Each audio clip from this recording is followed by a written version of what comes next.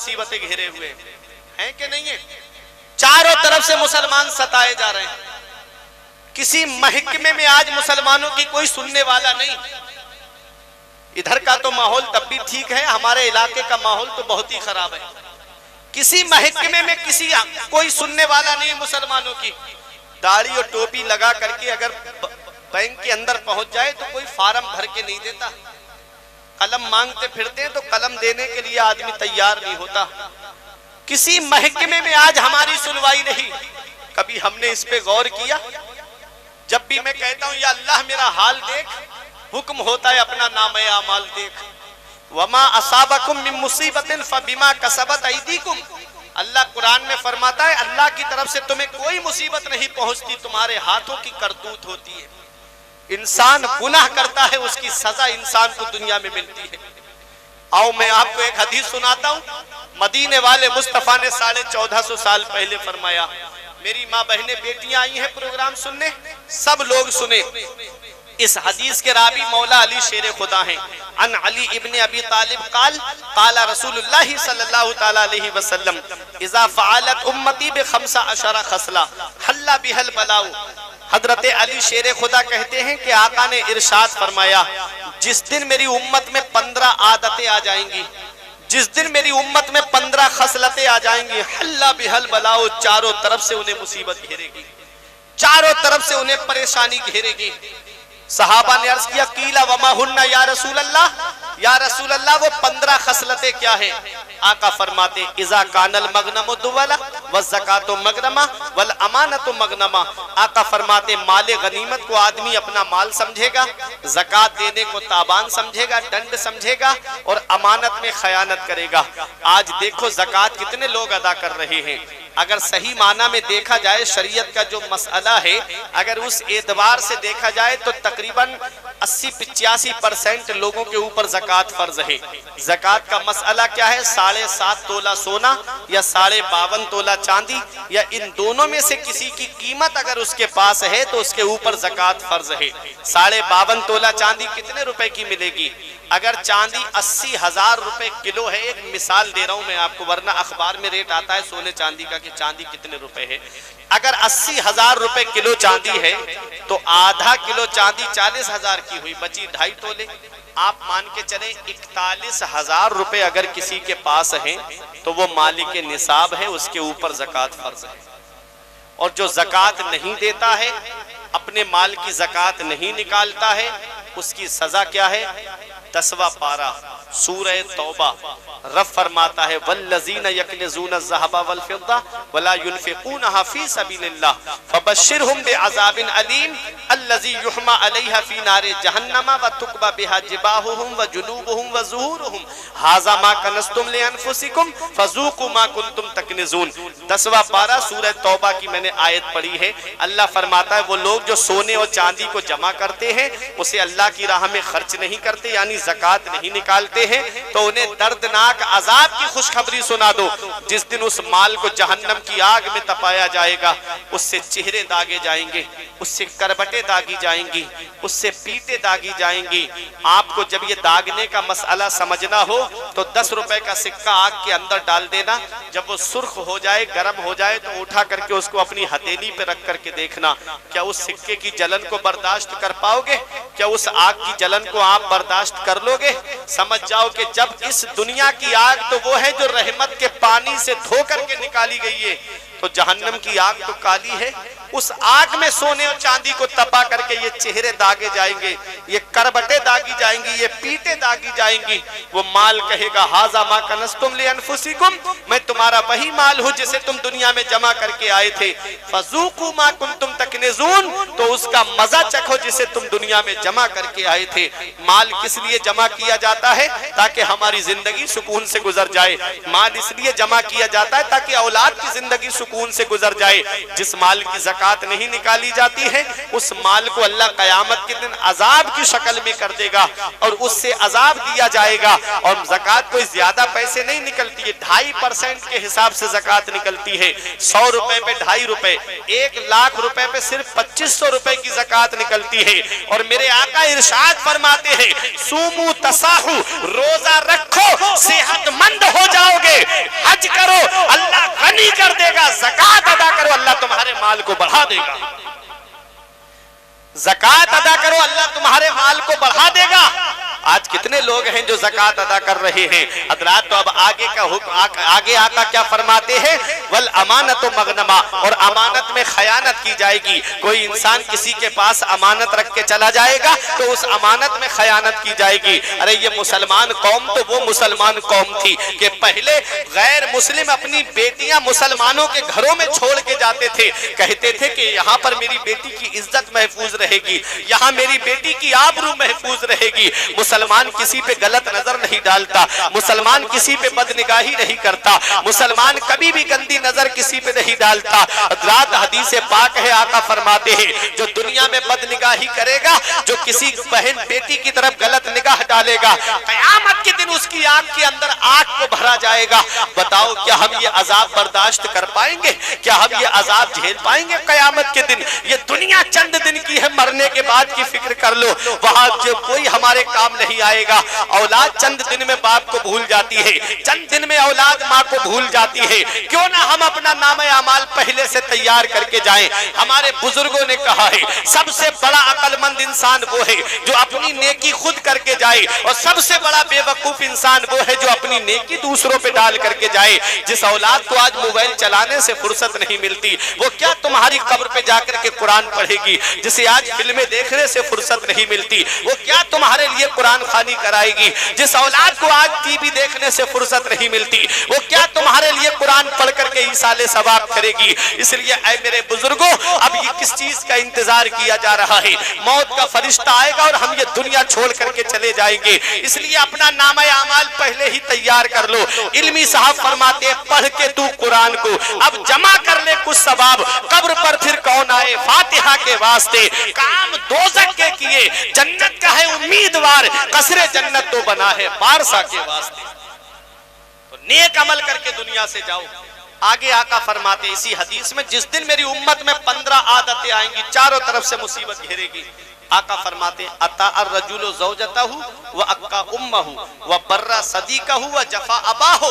आका फरमाते आदमी बीबी का कहना मानेगा और माँ की नाफरमानी करेगा, दोस्तों से तो मोहब्बत से पेश आएगा और अपने बाप के ऊपर जुल्म करेगा। आज बूढ़े माँ बाप को घरों में कितना सताया जा रहा है, आज बूढ़े माँ बाप पे कितना जुल्म हो रहा है। आज औलाद कहती है कि हमारे बाप ने हमारे लिए किया क्या है। हर बाप अपनी औलाद को मकान बना के देता है, हर बाप अपनी औलाद के लिए जो है पैसे जमा करके देता है। ऐ मेरे प्यारे भाई, जिस बाप की आज तू मेहनतों को नहीं समझ पा रहा है, माँ की अजमत तो सभी बयान करते हैं, माँ की अजमत तो सभी बताते हैं, लेकिन आज मैं एक बात आपको बता दूं कि बाप क्या होता है। इस चीज की कदर तो तब होती है ना जब ये साया हमारे सर से उड़ जाता है। अभी हम इसकी कदर नहीं जानते कि बाप क्या है। बुजुर्गों ने कहा है बाप आंगन में लगे हुए पेड़ की तरह है। जिस दिन ये साया सर से उठ गया, उस दिन धूप काटेगी, कोई साया देने वाला नहीं मिलेगा। उस दिन हवा के थपेड़े तुमको परेशान करेंगे, कोई तुमको सहारा देने वाला नहीं मिलेगा। बुजुर्गों ने कहा है बाप आंगन में लगे हुए पेड़ की तरह होता है। जब शिद्दत की गर्मी पड़ती है तो सबसे बेहतर साया पेड़ का साया होता है। जब गरम गरम हवा की थपेड़े होठों को खुश्क कर देते हैं, तब बेहतरीन साया पेड़ और दरख्त का साया होता है। आदमी पेड़ के साये में बैठ जाता है, आराम मिल जाता है। हमारे बुजुर्ग कहते हैं बाप आंगन में लगे हुए पेड़ की तरह है। जिस दिन ये पेड़ गिर जाता है, उस दिन चिराग लेके भी ढूंढोगे तो बाप जैसी शख्सियत नहीं मिलेगी। उस दिन बाप जैसी मोहब्बत करने वाली शख्सियत नहीं मिलेगी। आज जिस दौर में हम जी रहे हैं, ये मिलावटों का दौर है। हर चीज में आपको मिलावट मिलेगी। तेल में मिलावट है, चीनी में मिलावट है, चावल में मिलावट है, आटे में मिलावट है, घी में मिलावट है, दूध में मिलावट है। लेकिन इस मिलावटी दौर में अगर बगैर मिलावट की कोई चीज है तो वो माँ बाप की मोहब्बत है। माँ बाप अपनी औलाद से सच्ची मोहब्बत करते हैं, माँ बाप अपनी औलाद से सच्चा प्यार करते हैं। आज जो नौजवान अपने बाप के मर्तबे को नहीं पहचानते, इन्हें पता तब चलेगा जब ये साया सर से उड़ जाएगा। फिर चिराग लेके भी गलियों में ढूंढोगे तो बाप जैसा प्यार करने वाली शख्सियत नहीं मिलेगी। कभी तुमको ये लगे ना कि मेरे बाप ने मेरे लिए किया क्या है, तो मेरे साथ चलना शहर की तरफ। मैं आपको पास कूड़ा साइड में लेकर के चलूंगा या बालीचक स्टेशन के पास लेकर के चलूंगा। ये रात के 3-3 बजे रक्षा लेके खड़ा होने वाला ये एक बाप ही तो है जो सोचता है थोड़े पैसे कमा लूंगा, मेरी औलाद की तालीम में काम आएंगे। ये जगह जगह फलों का ठेला लगा के फलों के ठेले पे पूरे दिन खड़ा रहता है, शिद्दत की गर्मी पड़े या जाड़ा पड़े, और यही सोच के कि थोड़े फल बिक जाएंगे, मेरी औलाद के लिए पैसे जमा हो जाएंगे। ये एक बाप ही तो है जो औलाद मोबाइल चलाने से जिसे फुर्सत नहीं मिलती, घरों में बैठ करके चैटिंग करने वालों, जो तुम्हारा वालिद 3-3 मंजिल पे सर पे ईंटें लेके चल रहा है, दूसरों के घरों में काम कर रहा है, ये एक बाप ही तो है। ये स्कूल की फीसें भरने वाला एक बाप है, ये कॉलेज की फीसें भरने वाला एक बाप है, ये यूनिवर्सिटी की फीसें भरने वाला एक बाप है। एक बार माँ ने बचपन में ये कह दिया मेरे बेटे को ईद पर नए कपड़े चाहिए, बाप ने दूसरों के घरों में मजदूरी की लेकिन ईद पर औलाद को नए कपड़े बना के दिए। आज वही औलाद जवान हो गई, माँ बाप का बिस्तर घर से बाहर कर दिया। आज वही औलाद जवान हो गई, 4 पैसे क्या कमाने लगी, माँ बाप का बिस्तर घर से बाहर। क्या इसी दिन के लिए माँ बाप ने औलाद को जवान किया था? क्या इसी दिन के लिए माँ बाप ने औलाद को पाला था? इतना याद रखना। मदीने वाले मुस्तफा की एक हदीस सुनो। यमन के नौजवान सहाबी आका की बारगाह में आए, अर्ज करते या रसूल अल्लाह, यमन से आया हूँ, मदीने में रहूंगा, अब वापस नहीं जाऊंगा। मदीने वाले मुस्तफा ने इरशाद फरमाया हल लका अबवाया, क्या माँ बाप जिंदा है? अर्ज किया हाँ या रसूल अल्लाह, मेरे माँ बाप जिंदा हैं, मेरे माँ बाप हयात हैं। देखो सहाबी आए कहाँ है? मदीने शरीफ में। वो मदीना जिसके लिए पूरी जिंदगी आशिक रो रो के दुआ करता है, दिखा दे या इलाही वो मदीना कैसी बस्ती है जहाँ पर रात दिन मौला तेरी रहमत बरसती है। उस मदीने में सहाबी आए हैं जिस मदीने के बारे में मेरे आका फरमाते जिससे हो सके वो मदीने में मरे तो वो मदीने ही में मरे, क्योंकि जो मदीने में मरेगा मैं उसकी शफाअत करूंगा। उस मदीने में सहाबी आए हैं, कहते हैं आका यही रहूंगा, वापस नहीं जाऊंगा। तो आका ने इरशाद फरमाया हल लका अबवाया, क्या माँ बाप जिंदा है? क्या माँ बाप हयात है? अर्ज किया हाँ या रसूल अल्लाह, मेरे पेरेंट्स जिंदा है, मेरे माँ बाप हयात हैं। तो मेरे आका ने इरशाद फरमाया क्या पूछ के आए हो? क्या इजाजत लेके आए हो? अर्ज किया हाँ या रसूल अल्लाह, मैं पूछ के आया हूँ, उनसे इजाजत लेके आया हूँ। देखो आका ने फिर पूछा अच्छा ये बताओ, तुमने ये भी बताया कि अब उनका बेटा वापस नहीं आएगा, अब उनका बेटा लौट के नहीं आएगा? तो मेरे आका से सहाबी कहते हाँ या रसूल अल्लाह, मैं उनसे ये भी कह के आया हूँ कि अब जितनी जिंदगी बची है मदीने में गुजारूंगा, वापस नहीं आऊंगा। मदीने वाले मुस्तफा पूछते हैं ये बताओ जब तुमने ये कहा था कि उनका बेटा वापस नहीं आएगा तो उनकी हालत कैसी थी? हंस रहे थे कि रो रहे थे? मुस्कुरा रहे थे कि रो रहे थे?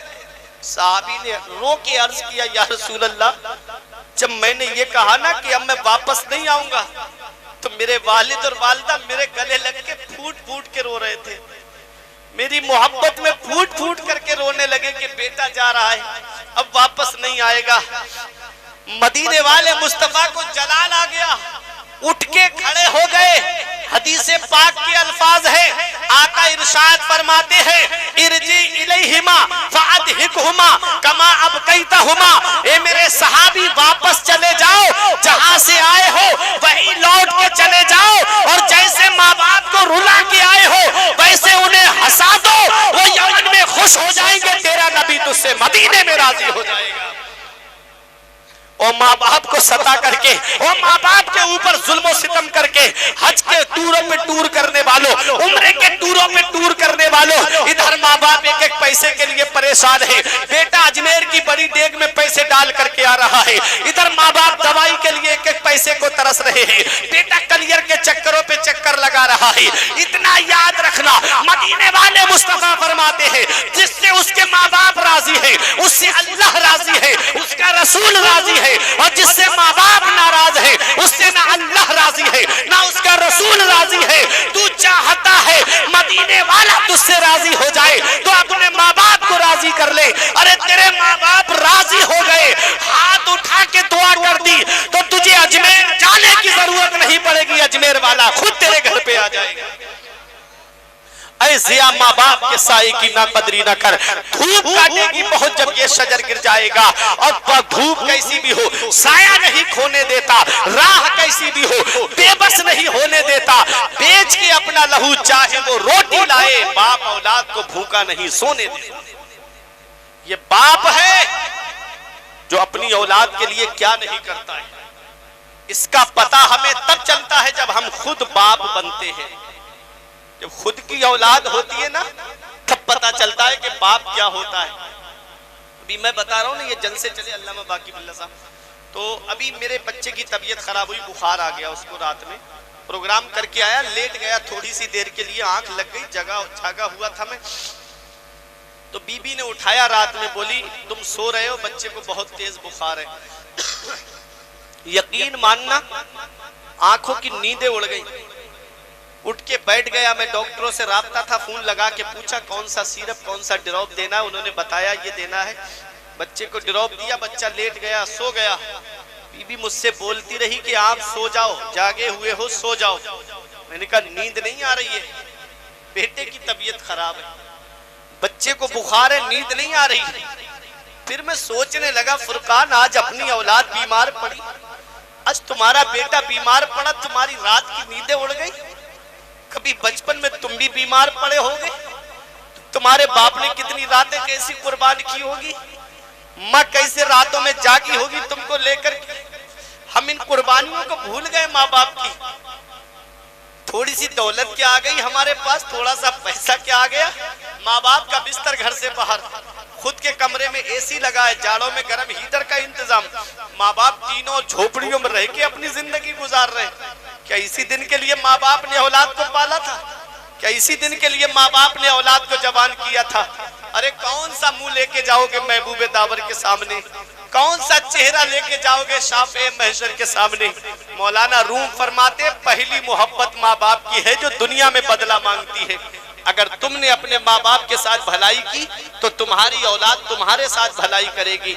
अगर तुमने माँ बाप के साथ भलाई नहीं की तो ये उम्मीद लगा के मत बैठना कि बुढ़ापे में तुम्हारी औलाद तुम्हारा सहारा बन जाएगी। हज़रात, मौलाना रूम फरमाते हैं कि एक शख्स की बीबी ने ये शिकायत की कि तुम्हारा बाप पूरी रात बैठ के खांसता रहता है, इसकी खांसी की वजह से मेरी बच्चों की नींद खराब होती है, मैं भी रात को सो नहीं पाती। ऐसा करो, इसका बिस्तर वहां करो जहां जानवर बनते हैं। बेटा था, बीबी का गुलाम आया, बोला अब्बा चलो मैं तुम्हारा बिस्तर वहां कर देता हूँ जहां जानवर बनते हैं। अब्बा ने पूछा बेटा यहाँ क्या परेशानी? कहा अब्बा तुम पूरी रात खांसते हो, तुम्हारी खांसी की वजह से मेरे बीवी बच्चे सो नहीं पा रहे हैं। अब्बा ने कहा फिर नींद आ जाएगी बेटा, मैं चला जाऊंगा यहाँ से। कहा हाँ अब्बा, जब खांसी नहीं होगी तो मैं सो जाऊंगा। बाप ने कहा चल बेटा आप जहाँ चाहे तू वहां मेरा बिस्तर कर दे। तो अब्बा को पीठ पे लिया, बगल में कंबल दबाया और लेकर के चलने लगा। बहुत गौर से सुनना, उर्से दीवान शाह में आने वालों नौजवानों, तुम्हें पैगाम दे रहा हूँ। उसका बेटा समझदार था, साथ में चला, और जैसे ही उसने अब्बा का बिस्तर किया, कंबल ओढ़ने के लिए दिया, तो उसके बेटे ने कंबल को किसी तरीके से आधा फाड़ लिया, आधा दादा को दिया और आधा लेके चलने लगा। तो उसके वालिद ने कहा बेटा इतने अच्छे लिहाफ रखे थे, तूने ये कंबल क्यों खराब कर दिया? इतने बेहतरीन कंबल घर पे रखे हैं, उनमें से कोई सा ले लेता, इसको क्यों फाड़ा? तो बेटे ने कहा अब्बा ये राज की बात है, ये वक्त आने पे बताऊंगा। बाप ने कहा नहीं आज ही बता क्या राज की बात है। कहा अब्बा आज तुम्हारे वालिद बीमार हो गए, बुढ़ापे को पहुंच गए, तुमने उनका बिस्तर जानवरों के बंधने की जगह पे कर दिया। कल जब तुम बूढ़े हो जाओगे तो मैं तुमको लाके यहीं लिटाऊंगा, तो ये आधा कंबल तुम्हें ओढ़ने के लिए दूंगा। ये पहली मोहब्बत माँ बाप की है जो दुनिया में बदला मांगती है। अगर हम अपने माँ बाप के साथ भलाई करेंगे तो हमारी औलाद हमारे साथ भलाई करेगी। अगर हमने अपने माँ बाप के साथ भलाई नहीं की तो बुढ़ापे में ये उम्मीद लगा के मत बैठना कि तुम्हारी औलाद तुम्हारा सहारा बन जाएगी। अल्लाह 15वें पारे में फरमाता है वक़ज़ा रब्बुका अल्ला तअबुदू इल्ला इय्याहु व बिल वालिदैनि इहसाना इम्मा यबलुगन्ना इंदकल किबरा अहदुहुमा औ किलाहुमा फला तकुल लहुमा उफ़्फ़िन वला तनहरहुमा व कुल लहुमा क़ौलन करीमा। रब फरमाता है हुक्म दिया तेरे रब ने कि अपने रब के सिवा किसी की बंदगी ना करो और अपने माँ बाप के साथ हुस्न सलूक करो, अपने माँ बाप के साथ भलाई से पेश आओ। और कुरान में रब फरमाता है जब वो दोनों बुढ़ापे को पहुंच जाएं या उनमें का कोई एक बुढ़ापे को पहुंच जाए, फला तकुल लहुमा उफ, तो उन्हें उफ तक मत कहना। अगर बूढ़े हो जाएं माँ बाप, कुरान कहता है उन्हें उफ तक मत कहना।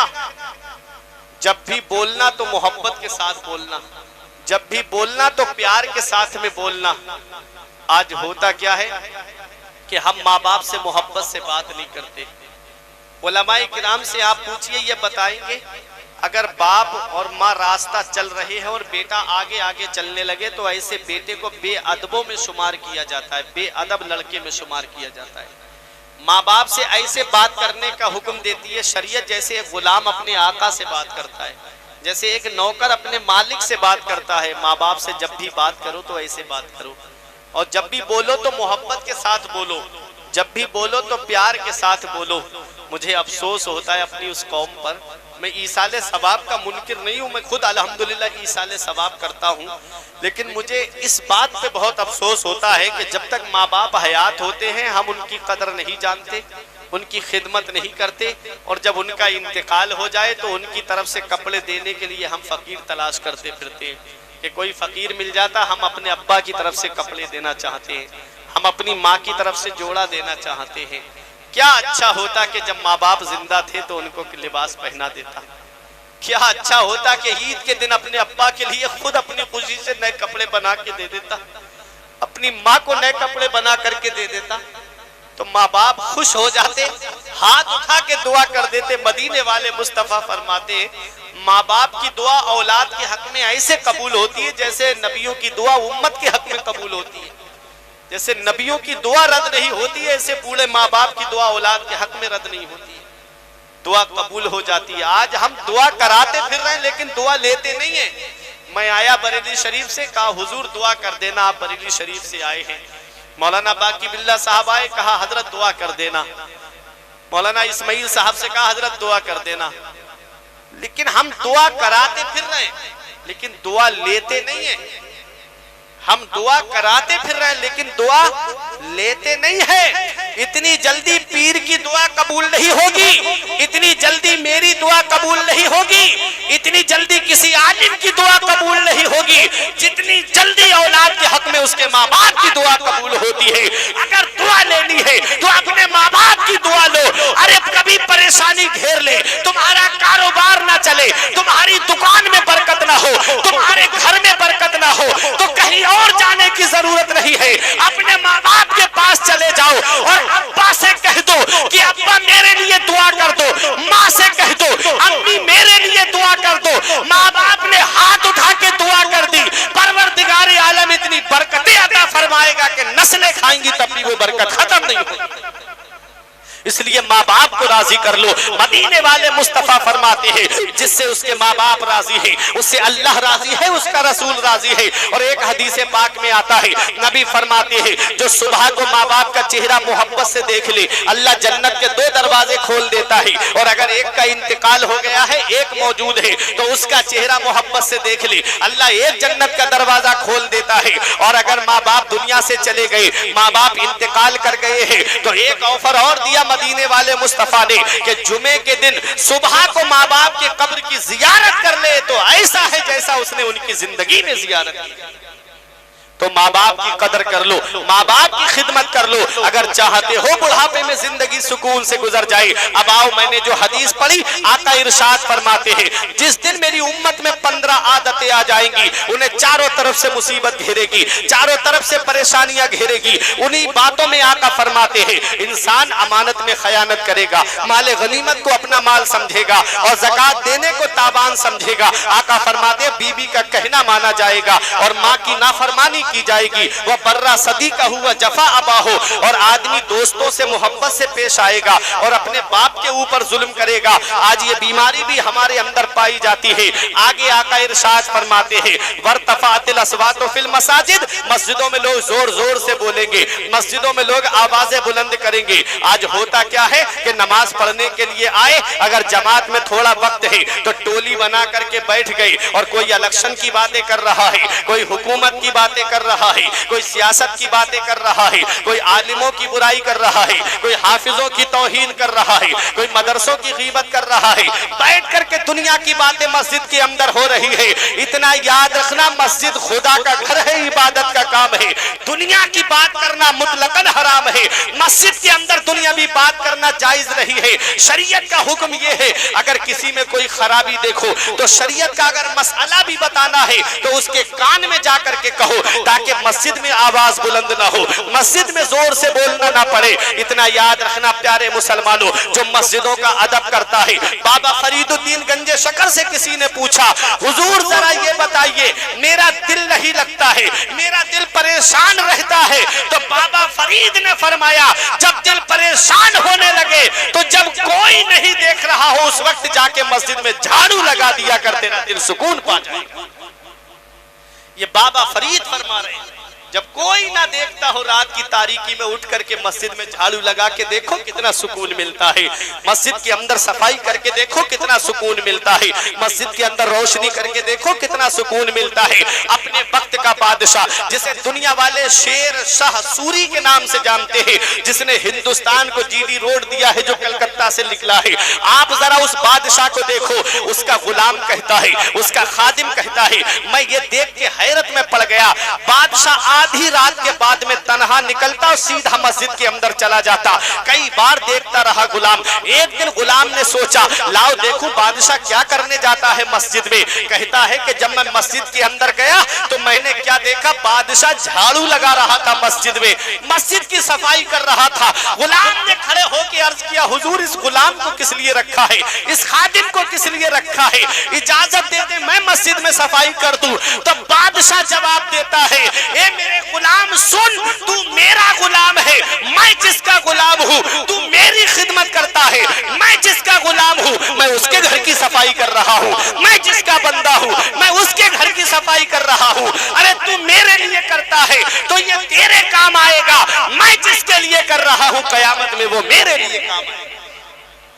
मस्जिदों की सफाई करो। वर्तफातिल अस्वातु फिल मसाजिद, लोग मस्जिदों में जोर जोर से बोलेंगे। ऐ मेरे प्यारे मुसलमानों, हदीस मेरे आका ने इरशाद फरमाया है, मस्जिद खुदा का घर है, यहाँ जिक्रुल्लाह करना चाहिए, यहाँ अल्लाह का जिक्र करना चाहिए। आज हम अल्लाह का जिक्र तो कम करते हैं, दुनिया की बातें ज्यादा करते हैं। कलमा शरीफ पढ़ा करो मस्जिद के अंदर आकर के। आला हजरत ने अल मलफूज शरीफ के अंदर शेख मुहियुद्दीन इब्नुल अरबी की रिवायत नकल करते हुए फरमाया कि जो 70,000 मर्तबा कलमा शरीफ पढ़ करके अपने किसी मरहूम के लिए इसाले सवाब कर दे तो अल्लाह कलमा पढ़ने वाले को भी बख्श देता है, और जिसके लिए इसाले सवाब किया है अल्लाह उसे भी बख्श देता है।